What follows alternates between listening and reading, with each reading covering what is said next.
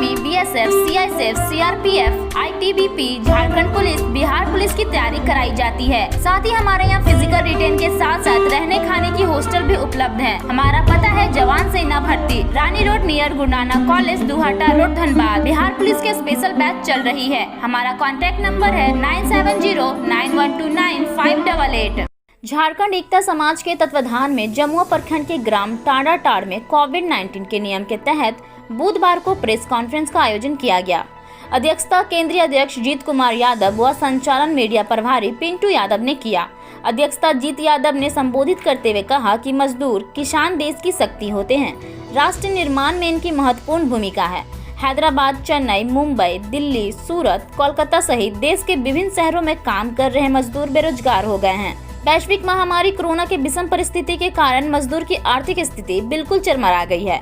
बेरोजगारी के कारण भूखमरी की विकट समस्या उत्पन्न हो गई है। बावजूद राज्य केंद्र सुध नहीं ले रही है, जो दुर्भाग्यपूर्ण है। सरकार के निर्देशानुसार अप्रवासी मजदूर ने ऑनलाइन रजिस्ट्रेशन करवाया, परंतु अब तक किसी भी प्रकार का सहयोग नहीं पहुंचाया गया है। मनरेगा नाकाफी साबित हुआ है। विधायक, सांसद, मुखिया ने अप्रवासी मजदूर का समस्या समाधान की दिशा में कोई पहल नहीं किया। केंद्र सरकार अप्रवासी मजदूरों के कल्याण पर पैकेज दे। पलायना, बेरोजगारी, पंचायत चुनाव में मुद्दा बनेगा। कोरोना काल में योद्धा के रूप में कार्य करने वाले पत्रकार को सम्मानित किया गया। केंद्रीय सचिव राजू यादव, उप सचिव संतोष यादव, केंद्रीय प्रभारी राजेंद्र यादव, क्षेत्रीय अध्यक्ष प्रदीप यादव, सुनील यादव, सदस्य सहदेव यादव, विजय यादव, संजय यादव आदि मौजूद थे। इस वार्ता के माध्यम से मैं कहना चाहता हूं कि जो भी सरकार ने हम लोगों के लिए जो भी घोषणाएं की थी वो सारे फ्लॉप हो चुके हैं। इसलिए आने वाले चुनाव, चाहे वो लोकसभा चुनाव हो या विधानसभा चुनाव हो या पंचायत चुनाव हो, उसमें मेन मुद्दा होगा प्रवासी मजदूरों के लिए बेरोजगारी और पलायन। आज आप देख रहे हैं, कार्ल मार्क्स ने कहा था, लेनिन ने कहा था कभी कि विश्व के मजदूर एक हो। आप ये जानते हैं कि जो मजदूर और किसान होते हैं वो देश का रीढ़ है। उन्हीं पर देश के जो है उनके कंधों पर है। लेकिन आज ये कोरोना काल में मजदूरों के साथ जो अन्याय किया गया, जो मजदूर आज दंड झेलने को विवश है, तो आप ये जान लें कि मजदूर और किसान का जब कोई हक मारता है तो याद रखें, मजदूर भी उसका जवाब बहुत अच्छी तरह देने जानती है। इसलिए एक तरह कहा जाए, केंद्र सरकार हो, राज्य सरकार हो या पंचायत के जनप्रतिनिधि हैं, उन्हें अप्रवासी जो है मजदूर चेतावनी दे रही है। पहले तो निवेदन किया गया, आवेदन दिया गया कि हमें रोजगार दो, लेकिन उनके साथ खिलवाड़ किया गया। तो आप ये जानते हैं, ये जो हाथ होता है पहले निवेदन करती है, अगर आप हमारे हक को मारोगे तो यही पंच जो है सीधा ये बनेगा। इसका मतलब एकता होगा और हम आंदोलन की ओर बढ़ेंगे। हम अपना हक और अधिकार को लेके रहेंगे। इतना ही जान लीजिए, देश का रीढ़ का जो हड्डी है वो कौन है? हम जैसे अप्रवासी मजदूर किसान हैं। इतना ही मैं कहना चाह रहा हूं कि सरकार आप जगो, आपको जागना होगा और हक जो है देना ही होगा। धन्यवाद। मीडिया के माध्यम से आपके माध्यम से मैं बोलना चाहता हूँ, सरकार से डायरेक्ट सवाल है कि 10 करोड़ आपके जो डाटा निकाले थे प्रवासी मजदूर 10 लाख के ऊपर है, और 10 लाख के अगर एक व्यक्ति 10,000 रुपये महीना कमाता है तो करोड़ों में जाता है। तो वो आर्थिक व्यवस्था झारखंड के लिए बहुत एक मायने रखती है, मजबूती रखती है। उस प्रवासी को 10 लाख प्रवासी को इग्नोर किया गया है सरकार द्वारा। तो अभी हम लोग जब किसी तरह अन्य शहर में कार्य कर रहे थे तो किसी तरह हम लोग 1.5 महीना या 2 महीना अन्य शहर में रुके, जहाँ कोई चीज़ की व्यवस्था नहीं थी। जब हम वहाँ से किसी कारणवश हम लोग आए और झारखंड एकता समाज के माध्यम से कुछ लोगों को सहयोग मिला और हम लोगों ने किया, झारखंड एकता समाज के तरफ से बहुत प्रवासी लोगों को चावल या कुछ भी मतलब जो ज़रूरत थे उन लोगों को दिया। और बहुत सारे डाटा ऐसे निकाले थे सरकार कि प्रवासी को ये कर दूंगा, नौकरी दूंगा, मैं रोजगार दूंगा, आज तक कुछ भी मनरेगा से जोड़ने का कोई काम नहीं हुआ। इसके लिए प्रवासी आखिर कहाँ जाए? अभी तो कोरोना के कारण सब लोग घर में बैठे हुए हैं, फिर कहाँ क्या कार्य करके अपना घर परिवार चलाए, वही बोलना।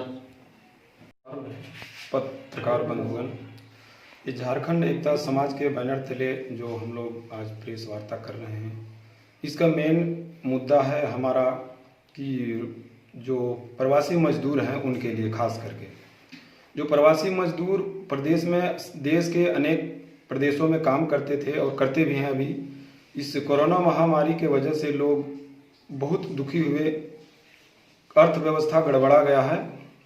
और कोरोना महामारी के समय में आवाजाही के लिए भी सरकार ने किसी को कोई मदद नहीं पहुंचाई। उसके बाद जब लोग अपने प्रदेश में किसी तरह से पहुंच पाए तो सरकार ने 500 रुपये खाली जो है सो लेडीज़ के नाम से जनधन खाता योजना का जो है उसमें दिया गया। जो व्यक्ति 10,000 रुपये पर मंथ कमाने वाले, जिसका 10,000 रुपये में घर चलता था, उसको सिर्फ 500 रुपये सरकार मुहैया कराई। उसमें आखिर क्या होगा? तो हमारा कहना है कि जो भी स्थानीय विधायक हो, सांसद हो, या जो हमारे देश के मंत्री या केंद्र के सरकार जो भी हैं, तो हमारा कहना है कि हम लोग प्रवासी जो हैं, प्रवासी मजदूरों को कोई भी सरकारी लाभ नहीं मिल पाया है, न मिल पाता है। खास करके इस महामारी में जो इतनी मजबूरियां आई, लेकिन किसी ने प्रवासियों पर कोई बात ही नहीं किया कहीं पर। बस इलेक्शन का टाइम आता है और प्रवासी को एक एजेंडा बना करके, हिंदू मुस्लिम ये सब करके वोट का जो है सोई करा लेते हैं। उसके बाद किसी तरह का कोई लाभ ही नहीं मिलता है। तो हमारा कहना है कि अगर प्रवासी मजदूर मतलब इस परिस्थिति में गुजर रहे हैं तो झारखंड सरकार से हम यही कहना चाहेंगे कि किसी भी तरह से प्रवासी मजदूर अगर अपना प्रदेश पहुंचे हैं, यहाँ पर बेरोजगार हैं, उसके लिए कोई रोजगार दिया जाए, कोई मुहैया करा जाए जिससे उनका घर परिवार चल सके। इसी के साथ मैं अपना बात को विराम देता हूँ। आज झारखंड एकता समाज के माध्यम से ग्राम टांडाटाड़ में झारखंड एकता समाज के अध्यक्ष जीत यादव जी के घर में प्रेस वार्ता किया जा रहा है, जहां पर उपस्थित तमाम मीडिया बंधु, झारखंड एकता समाज के अध्यक्ष, झारखंड एकता समाज के एरिया अध्यक्ष और तमाम हमारे जितने भी सदस्यगण हैं, उन सभी को धन्यवाद। आज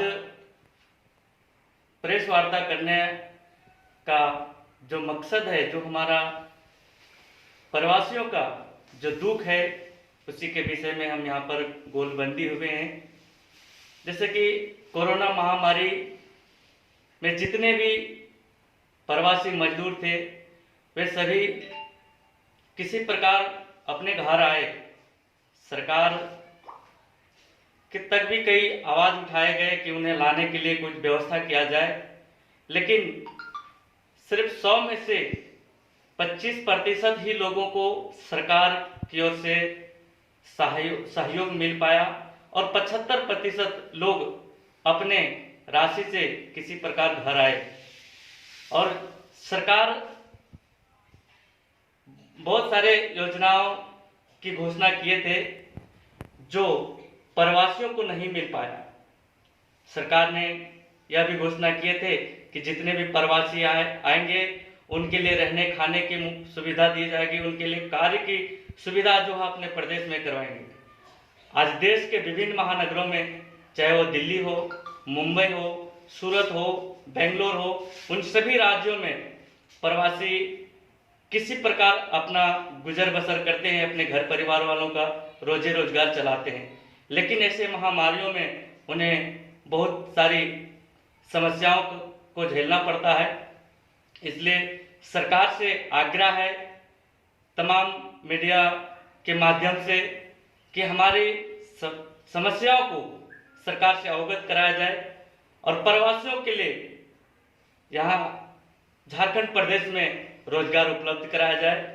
आज देखा जाए तो प्रवासियों को विकास में, झारखंड के विकास में 50% योगदान है। चाहे वो किसी भी राज्य में रहकर अगर वो कमा खा रहे हैं, तो उसमें से 50% अगर झारखंड में विकास की बात अगर हम करते हैं तो वो सिर्फ और सिर्फ प्रवासियों की देन है। आज प्रवासी मजदूर अपने पेट काट के अपने घर परिवार को छोड़कर, अपने राज्य को, अपने माता पिता को छोड़कर दूसरे महानगर में जाकर अपना गुजारा करते हैं और वहां से पैसा कमाते हैं और अपने घर बनवाते हैं, अपने परिवार बच्चों को पढ़ाते लिखवाते हैं। लेकिन अगर ऐसी महामारी आ जाती है तो उन्हें बहुत सारे समस्याओं को झेलना पड़ता है। इसलिए राज्य सरकार से तमाम मीडिया बंधुओं की ओर से आग्रह होगी और केंद्र सरकार से आग्रह होगी कि प्रवासियों के लिए अच्छी पहल किया जाए। जितने भी स्थानीय विधायक हैं, जितने भी स्थानीय सांसद हैं, उनसे आग्रह है कि प्रवासियों के लिए आवाज उठाएं, प्रवासियों को रोजगार मुहैया करवाएं। और कोई ऐसी योजना नहीं है अभी झारखंड में, अभी फिलहाल तो एक ही योजना चल रही है, मनरेगा योजना। तो मनरेगा में कोई भी ऐसा प्रवासी मजदूर नहीं जिसको 100% कार्य मिला हो। मनरेगा योजना है, उसमें सिर्फ बिचौलियों को ही लाभ मिलता है और प्रवासी मजदूरों को कोई लाभ नहीं मिल पाया। अगर किसी पंचायत में काम हुआ है तो जहां 100% प्रवासी पलायन करता जो मजदूर हैं, उनमें से मात्र 10% भी कहा जाए तो वो भी कम है, क्योंकि रोजगार मुहैया नहीं करवा पा रही है सरकार। तो ऐसे में प्रवासी मजदूर क्या करें। धन्यवाद।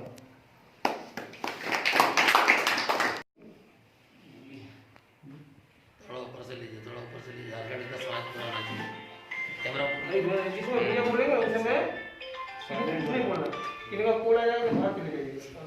आज झारखंड एकता समाज प्रवासी हैदराबाद या अन्य महानगर में जो भी रहते हैं उनके तरफ से हम लोग माइग्रेंट वर्कर्स को लेके प्रेस कॉन्फ्रेंस रखे हैं। और सबसे पहले इस कोविड-19 महामारी में जो अच्छे काम किए हैं उनको सबसे पहले हम लोग सैल्यूट करना चाहते हैं। और आपके माध्यम से, आपके प्रेस के माध्यम से हम लोग ये बताना चाहते हैं सरकार तक या जनप्रतिनिधि जो आज माइग्रेंट वर्कर्स प्रवासी को कोई भी किसी तरह का सकुशल या कुशल जो भी वर्कर है किसी तरह का फायदा नहीं पहुंच रहा है। आज भयावह की स्थिति बनी हुई है कि क्यों पहले जो भी प्रवासी के हमारे युवा बंधु जो भी थे और बहुत अच्छे जगह में कमा रहे थे, सक्षम थे सभी चीज में। और आज ये महामारी आने के बाद सभी की रोजगार छीन ली गई है और सभी बहुत परेशानी में है। और इस माध्यम से हम लोग कहना चाहते हैं कि जिस तरह से हम लोग प्रवासी बाहर में मेहनत किए और आज हम लोगों को इस महामारी में फिर से अपने गांव की तरफ पलायन करना पड़ा, वापसी करना पड़ा। और सरकार का मुद्दा प्रवासी के लिए बहुत ही निराशाजनक रहा, चाहे केंद्र सरकार की हो चाहे राज्य सरकार की हो। मैं दोनों से आग्रह करना चाहता हूं कि फिर से हमारे प्रवासी भाई की तरफ एक आंख देखें और जितने भी प्रवासी भाई वापसी किए हैं उनके लिए कहीं ना कहीं कोई रोजगार या किसी तरह मदद का मुहैया कराया जाए। आपके माध्यम से ये मैं सरकार, केंद्र सरकार और राज्य सरकार दोनों से मांग करता हूँ। दूसरी बात है, आज हमारे प्रवासी का आए दिन दूसरे राज्य में, चाहे महानगर में जैसे हम लोग हैदराबाद में हैं, कोई लोग मुंबई में है, दिल्ली में है, इस तरह कई राज्य में मौत हो जाती है जिसका कोई भी सुध लेने वाले नहीं है। न तो लोकल सांसद, स्थानीय विधायक हो, सांसद हो या मौजूदा राज्य सरकार हो, कहीं हम लोगों को कोई मदद नहीं मिलता है। अभी कुछ दिन पहले झालोडी और डुमरडीहा के लोग की एक्सीडेंट हो गई थी, दुर्घटना हो गई थी आपके हैदराबाद में, जिसका झारखंड एकता समाज ने जहां तक हुआ वहां तक मदद कराया। लेकिन हम लोग सरकार के स्थानीय विधायक, सांसद को भी हम लोगों ने फोन किया लेकिन कोई कहीं मदद नहीं मिला। आपके माध्यम से, मीडिया बंधु, पत्रकार के माध्यम से मैं सरकार, स्थानीय विधायक और स्थानीय सांसद तक ये पहुंचाना चाहता हूं कि कृपया आप एक संज्ञान प्रवासी भाई के मुद्दे पे लें और जिस तरह से आए दिन घटना घट रही है हम लोगों का आप कुछ न कुछ मुहैया या कुछ न कुछ सुविधा देने का प्रयास करें। आज अगर हम लोग सांसद बनाते हैं, विधायक बनाते हैं इसलिए कि हमारे जो एक क्लास होता है, विधानसभा हो या लोकसभा हो, कम से कम सुख दुख, गरीब अमीर का जो बात है वहां उठाने का चाहिए। लेकिन आज तक हमने विधानसभा या लोकसभा में किन्हीं कोई सांसद या कोई विधायक अब तक हम लोग नहीं देखे कि किसी ने पलायन या बेरोजगारी या खासकर प्रवासी के मुद्दे पे कोई आवाज उठाए। और इसी पर हम लोग आगे हमारे मीडिया प्रभारी पिंटू जी, हमारे सचिव, जो भी मंच में हमारे प्रदीप जी हैं एरिया अध्यक्ष, सभी को धन्यवाद देना चाहता हूं कि एक साथ एक गोलबंद हुए और हम लोग प्रवासी के मुद्दे पे एक साथ खड़े हुए हैं। धन्यवाद, आभार।